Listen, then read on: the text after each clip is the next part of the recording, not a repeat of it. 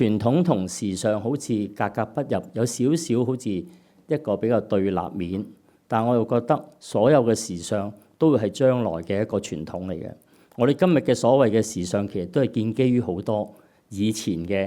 都好時尚嘅，係咪啊？以前唐朝嘅服裝好時尚，今日我哋抄咗好多橋，今日嘅服裝其實好多都係喺以前度嚟。所以我哋覺得一個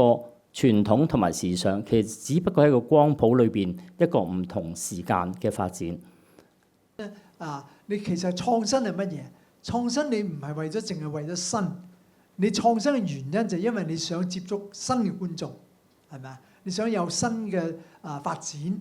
個藝術本身有發展。咁你當個發展好嘅發展咧，就一定係受到觀眾、受到社會、受到大眾都有佢對佢創新嘅嘢有反應嘅。咁當佢反應嘅時候係好嘅時候，係好成功嘅時候，其實本身就係成為一種時尚嘅。咁其實就係我哋喺我哋嘅文化喺我哋嘅藝術入邊一啲好寶貴嘅嘢。如果佢唔係因為佢寶貴咧，我哋其實冇資格叫做傳統嘅。個傳統唔係就係一個名叫傳統啊，因為舊嘅有嘅喺度嘅，係因為佢有價值，佢有嘢留低，直至到今日都值得我哋要去從我哋認識佢，去欣賞佢，去甚至學習佢。係咪啊？我哋好欣賞戲曲嘅就係個唱做練打喺嗰幾方面嘅個演員嘅表演，喺台上嘅表演。我哋喺內地好多時候聽到人講，我哋睇戲曲點解中意睇戲曲？戲曲入邊好多絕活、絕活個絕活係咩咧？就係佢最好嘅嘢，就係佢嘅表演上佢最好嘅嘢。嗰樣嘢唔係個個都有嘅，個個都做到嘅，係我哋要去欣賞佢嘅。係一啲藝術家、藝術工作者花咗一生嘅精力去磨練佢，去鍛鍊佢，去學習佢，去形成嘅，做出嚟嘅。我好細個時候，我第一樣接觸喺生活上喺接觸嘅藝術咧，舞台戲劇藝術咧，就係中國戲曲啦。咁但係咧，呢樣嘢咧，到時代喺度轉變嘅時候咧，你嗰個最好嘅嘢咧，都會跟住會變，咁冇辦法唔變，唔到你唔變咁其實呢樣嘢係咪而家至講咧？好多時候好似我哋講提出呢啲討論咧，好似好要唔知點創新突破。其實好多代人都喺度做緊甚至我哋最早嘅粵劇嗰啲前輩啦你在座啲朋友一定好多都知㗎啦，薛覺先、馬師曾嗰啲佢哋初開始嘅時候已經好多創新嘅薛覺先叻到係點唔係淨係話吸收其他劇種入邊嘅好多藝術嘅元素去做佢嘅粵劇，佢甚至荷里活電影係嘛，佢都可以即刻就立嚟做，變成佢嘅璇宮驗史呢個即係佢哋係啲創，當然係咪啱咧？喺嗰個時候係咪就係會留低咧？就另外一件事，但佢哋大家都試，都可能好多朋友都知梅蘭芳先生咧，早年嘅時候做咗好多時裝戲嘅所以有好多年青觀眾係好欣賞、好 follow 佢做嘅嘢，好支持佢做嘅嘢。但後來佢點解唔做咧？佢終於揾到個資料，佢就話：我唔可以一個人做，因為唔係我一個人去做呢樣嘢，係要一班人都做得嘅。觀眾係有啦，但我有同行嘅入邊咧，唔係個個都 ready， 個個都有個準備，有個條件準備好做呢啲新嘅嘢所以佢只能夠用咗新嘅嘢擺咗喺傳統戲入邊所以我哋今日咧喺香港嚟講，我哋對於戲曲係點樣行咧？我好關心，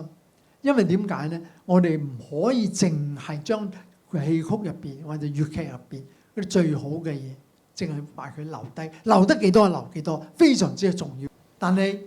其實西方戲劇咧，不嬲都做緊呢個所謂傳統，為咗傳統同時尚兩樣嘢都想要探討嗰樣嘢咧，不停去做緊咁最明顯嘅例子唔使講就係莎士比亞啦莎士比亞雖然好似聽起嚟嗰啲台詞係傳統嘅莎士比亞，但係演繹係完全一代一代人係有唔同嘅。好簡單，就係要揾到一個唔同嘅演繹手法，將傳統好嘅嘢再一路再留落嚟，就帶落去係嘛？West Side Story 係經典啦，但係經典嚟自咩？嚟自莎士比亞啊嘛，係咪？嚟自羅密歐與朱麗葉噶嘛啊！咁但係當呢個編舞嘅，當佢將嗰個用舞蹈形式去重新介紹呢個戲嘅時候，呢個故仔嘅時候，就成為經典，新嘅經典。嗰個時候係成為一個新嘅表演嘅形式啊嘛。如果唔係有佢哋嘅演繹，嗰個表演嘅演繹，就又唔會咁多人會認識佢啊。可能仲係局限於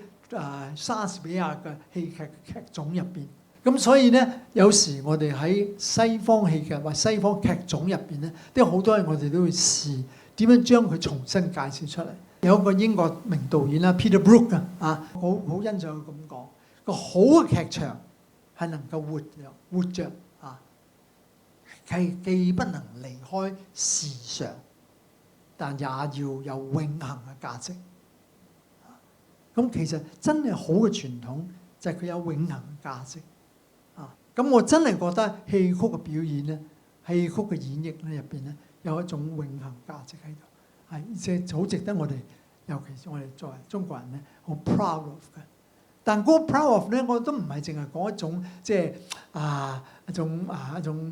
愛國啦，所以我話嗰種，我覺得嗰樣嘢咧，其實係要介紹俾世界。當你再要去探討佢嘅創新嘅時候咧，其實唔係一個人嘅事。係由劇本到表演到導演到製作音樂全部每一 part 咧都要去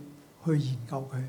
可以做啲咩咧，應該做啲咩咧，或者唔好做咩咧。最重要嘅就係話要好多人要付出個時間，付出心機，付出嘅對於藝術上嘅一再追求其實我好希望我哋粵劇嘅朋友咧，同我一齊咧，會探討更多作品咧，就可以更多人去認識佢、接觸佢，甚至欣賞佢。咁呢個就係我想同大家討論嘅今日講嘅傳統與時尚嘅結合。多謝大家。